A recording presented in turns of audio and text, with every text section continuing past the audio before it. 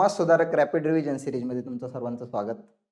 आजचे जे समाज सुधारक आहेत ते म्हणजे कोण आहे? जगन्नाथ शंकर शेट यांच्याविषयीची माहिती घेणार आहे आपण.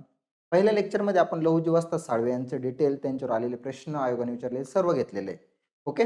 ते लेक्चर तुम्ही बघितलं नसेल ते बघा, सिक्वेन्सने जा. हे दुसरं लेक्चर आहे. नाना शंकर शेटवर आलेले प्रश्न, आयोगाने विचारलेले प्रश्न ते पण सांगेल आणि त्यांच्याविषयीच्या सर्व महत्त्वाच्या फॅक्ट मी फास्टली रिव्हिजन मोडमध्ये तुम्हाला अभ्यास करता यावा ते फास्टली सांगेल. जास्त डिटेलमध्ये जायचं नाही आपल्याला. ही रिव्हिजन सिरीज आहे. ही तुम्हाला परीक्षेच्या आधी किंवा कंटिन्युअसली जर रिवाईज केली तर तुमचा एक पण क्वेश्चन समाज सुधारक या टॉपिकवरचा चुकणार नाही. आपण सर्व व्यवस्थित, सर्व फॅक्ट व्यवस्थित घेऊया. सुरुवात करू जास्त वेळ न घेता. बघा, नाना शंकर शेट, जगन्नाथ शंकर शेट पण त्यांना म्हटलं जायचं. ठीक आहे. मुंबईचे शिल्पकार, सगळ्यात महत्वाचं. जन्म कधी होता? 1803 मध्ये जन्म होता आणि 1865 मध्ये मृत्यू होता. हे सांगण्याचं कारण, जर एखादा क्वेश्चन 1866 वर जर क्वेश्चन विचारला गेला त्यावेळेला ऑप्शन मध्ये नाना शंकर शेट असले तर तुम्हाला हे लक्षात आलं पाहिजे की त्यांचा मृत्यू 1865 मध्ये झालेला आहे. ओके, सुरुवात करूया. बघा, नाना शंकर शेट विषयीचा जन्म कधीचा आहे? 1803 मध्ये. कुठे झाला होता याच्यावर आयोगाने क्वेश्चन विचारला होता. त्यांचा जन्म मुरबाड या ठिकाणी झालेला होता. वाक्यामध्ये ज्यावेळी विचारलं होतं, खालील विधानांवरून समाज सुधारक ओळखा असं विचारलं गेलं होतं आणि पहिलंच वाक्य विचारलं होतं की त्यांचा जन्म मुरबाड या ठिकाणी झालेला होता. मुरबाड, ठाणे या ठिकाणी जन्म झालेला होता. बरोबर. वडील शंकर शेटजी हे ईस्ट इंडिया कंपनीचे कोण होते? सावकार होते. म्हणजे ईस्ट इंडिया कंपनीला पण ते पैसे द्यायचे त्यांचे वडील, म्हणजे पिढीजात श्रीमंत होते हे व्यक्ती. ओके, म्हणजे इंग्रजांचे सावकार होते. ईस्ट इंडिया कंपनीचे सावकार त्यांचे वडील होते. मराठी, संस्कृत आणि इंग्रजी या तिन्ही भाषांवर त्यांचं प्रभुत्व होतं. हा पण क्वेश्चन विचारलेला आयोगाने बरं का. महत्वाची फॅक्ट आहे, हे पण लक्षात घ्या. मुंबईचे शिल्पकार याच्यावर 2 वेळा क्वेश्चन विचारलेला आहे. काय क्वेश्चन विचारला होता? पहिल्यांदा विचारला होता, नाना शंकर शेट हे कोणत्या शहराचे शिल्पकार म्हणून ओळखले जातात? मुंबईचे.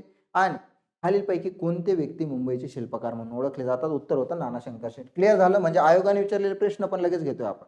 पुढे बघा, 1822 मध्ये बॉम्बे नेटिव्ह एज्युकेशन सोसायटी स्थापना, देशातील पहिली शिक्षण संस्था कधी केली होती? 1822 मध्ये. फॅक्ट लक्षात ठेवायची. पुढे जाऊ. बघा, सती प्रथेविरुद्ध 2 वेळा क्वेश्चन विचारला. याच्यावर काय विचारलं होतं ते पण सांगतो. आधी बघा काय आहे. सती प्रथेविरुद्ध 1823च्या अर्जावर स्वाक्षरी आणि जॉन माल्कम यांना पाठिंबा दिला होता. सती प्रथा बंद करण्यासाठी राजाराम मोहन रॉय आणि नाना शंकर शेट यांनी अर्ज पाठवला होता ब्रिटिश पार्लमेंटला की सती प्रथा बंद झाली पाहिजे आणि त्या अर्जावर सही करणारे व्यक्ती कोण होते? नाना शंकर शेट होते आणि दुसरे राजाराम मोहन रॉय होते. हे लिहून घ्यायचे तुम्हाला. याच्यावर आयोगाने 2 वेळा क्वेश्चन विचारलेला बरं का. कधी केलं होतं? 1823 मध्ये हा अर्ज पाठवला होता. 2 व्यक्तींनी सह्या केल्या होत्या. एक नाना शंकर शेट होते आणि राजाराम मोहन रॉय होते. याच्यावर आयोगाने क्वेश्चन विचारला. पुढची फॅक्ट महत्वाची बघा, मुंबई कायदे मंडळाचे पहिले भारतीय सदस्य. याच्यावर पण क्वेश्चन विचारले आयोगाने.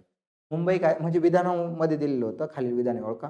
ते मुंबई कायदे मंडळाचे पहिले सदस्य होते नाना शंकर शेट. ओके, त्याच्यावरून तुम्ही उत्तरापर्यंत पोहोचत होते हे जरी माहित असतं तरी.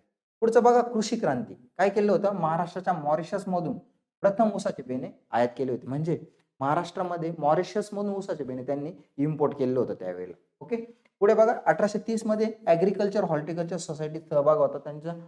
महत्वाची गोष्ट ही पण, म्हणजे ऍग्रिकल्चरवर पण त्यांचं, म्हणजे ऍग्रिकल्चर मधलं पण त्यांचं योगदान खूप महत्वाचं आहे भारताच्या कृषीमधलं, म्हणजे महत्वाचं महाराष्ट्राच्या कृषीमधलं. पुढचं बघा, ब्रिटिश सरकारकडून जस्टिस ऑफ द पीस 1835 मध्ये ही पदवी मिळाली होती, justice of the piece. Acharya Atre यांनी त्यांना काय म्हटलं होतं? मुंबईचे अभिषिक्त सम्राट म्हणून त्यांचा गौरव केला होता. असा क्वेश्चन विचारला जाईल.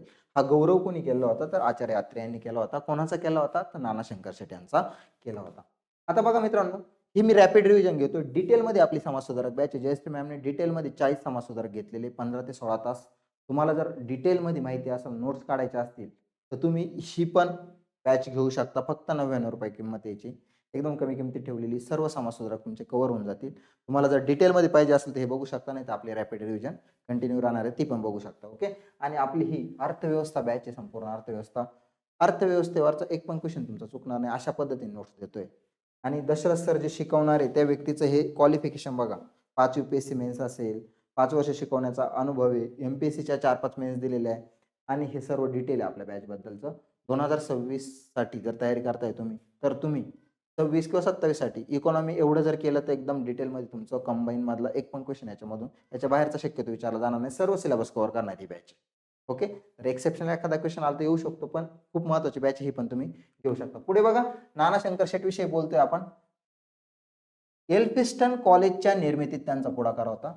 ही महत्वाची फॅक्ट आहे. ग्रँट मेडिकल कॉलेज आणि जे स्कूल ऑफ आर्टच्या स्थापनेत पण सक्रिय सहभाग फास्ट घेतोय, रॅपिड रिव्हिजन आहे, तुम्हाला परीक्षेच्या आधी रिवाईज करण्यासाठी महत्त्वाचं आहे, किंवा तुम्ही टाइमपास करता त्यावेळेला कंटिन्युअसली व्हिडिओ वारंवार जर बघत गेले हे ना, तुमचं सगळं पाठ होऊन जाईल. ज्यावेळेला चालताय, लायब्ररीत जाताय त्यावेळेला पण बघू शकता. आणि सगळ्यात महत्त्वाचं आपल्या चॅनलला सबस्क्राईब करायला विसरू नका. खूप महत्त्वाचे व्हिडिओ टाकतो, खूप महत्त्वाच्या गोष्टी टाकलेल्या आतापर्यंत. तुम्ही जेवढे व्हिडिओ बघाल तुम्हाला काही ना काही त्यातून भेटेल. ओके, परीक्षा दृष्टीने जे आम्हाला कळत नव्हतं ना अभ्यासाच्या काळात, त्या ज्या चुका झालेल्या त्या सगळ्या सांगितलेल्या आहेत. त्याच्यामुळे YouTube चॅनलला सबस्क्राईब करायला विसरू नका आणि कमेंट करा लेक्चर कसे वाटताय. ओके, फास्ट रिव्हिजन घेतोय आपण, डिटेलमध्ये घ्यायचं नाही, आपल्याला पास व्हायचंय. पुढची फॅक्ट बघा, बोर्ड ऑफ एज्युकेशनवर नियुक्ती झाली होती आणि ह्याच बोर्डाचं पुढे 1856 मध्ये काय झालं होतं, विद्या खात्यात रूपांतर झालं होतं. पुढचा महत्त्वाचा पॉईंट, मुंबई विद्यापीठाच्या स्थापनेत सहभाग झाला होता आणि विद्यापीठाचे पहिले फेलो म्हणून मान मिळाला होता. क्वेश्चन विचारला गेला आयोगाने याच्यावर, आय एम पी करून घ्या. काय विचारलं होतं, मुंबई विद्यापीठाचे पहिले फेलो कोण होते, तर जगन्नाथ शंकर शेठ. ठीक आहे, स्थापनेत पण सहभाग होता, पहिले फेलो पण होते. 1845 मध्ये student literary and scientific society, ठीक आहे, आणि उपयुक्त ज्ञानप्रसारक सभा या संस्थेला पण आर्थिक मदत केलेली होती. ओके, महत्वाचं. 1845 मध्ये the Bombay steam ship navigation कंपनीची स्थापना केली होती. 1849 मध्ये स्वतःच्या घरात मुलींची शाळा सुरू करून स्त्री शिक्षणाला त्यांनी चालना दिली होती. म्हणजे बघा ना, हा व्यक्ती कुठं कुठंपर्यंत पोहोचलेला आहे. एकदम महत्वाच्या फॅक्ट मला सांगितलेलं आहे, रिवाईज करून घ्यायचंय एकदा. पुढे जाऊ.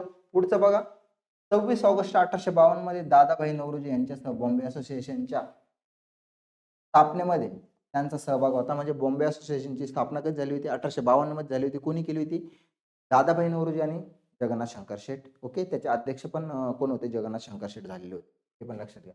भारतातील पहिल्या राजकीय संस्थेची स्थापना होती. म्हणजे पहिलं असं जर विचारलं गेलं, भारतातली पहिली राजकीय संस्था कोणती, बॉम्बे असोसिएशन. महत्वाची गोष्ट आहे. स्थापना कोणी केली होती, जगन्नाथ शंकर शेठ, दादाभाई नौरोजी, 1852. ओके, पुढे बघा, मुंबईच्या विकासासाठी मरीन लाईन्स ते मलबार हिल पर्यंतची स्वतःची मोठी जमीन दान करून दिलेली होती. ओके, पुढचं बघा, 1862 साली व्हिक्टोरिया गार्डन जिओग्राफिकल सोसायटी स्थापनेत पण सक्रिय सहभाग होता. 1857चा उठाव बघा, 1857चा उठावाच्या काळात नानावर क्रांतिकारकांना मदत केल्याचा त्यांच्यावर आरोप करण्यात आला होता, पण तो आरोप नंतर सिद्ध नाही झाला. आणि सगळ्यात महत्वाचं, जी रेल्वे आपली आशियातली पहिली रेल्वे बोरीबंदर टू ठाणे, म्हणजे बोरीबंदर ते ठाणेपर्यंत धावली होती. आणि त्याच्यामध्ये त्या 14 मान्यवर त्या ट्रेनमध्ये जे बसलेले होते त्याच्यामध्ये नाना शंकर शेठ पण एक होते. त्यांना पण आमंत्रित करण्यात आलं होतं का पहिली जी रेल्वे बोरीबंदर टू ठाणे ह्या 2 स्थानकांदरम्यान धावली होती आणि त्याच्यामध्ये पहिले बसलेले व्यक्ती पण कोण होते, नाना शंकर शेठ होते. पहिली रेल्वे कधी धावली होती, 1853 मध्ये धावली होती. आशियातली पहिली रेल्वे होती बरं का. ठीक आहे, अशा पद्धतीने आपण नाना शंकर शेठ विषयीची पूर्ण डिटेल माहिती बघितलेली. रॅपिड रिव्हिजन आहे, तुम्ही परीक्षेच्या आधी रिवाईज करू शकता. अशा पद्धतीने ही सिरीज पूर्ण असणारे सर्व समाजसुधारक आपण याच्यामध्ये कव्हर करू. ठीक आहे, आजच्या लेक्चरमध्ये मी इथेच थांबतो. धन्यवाद.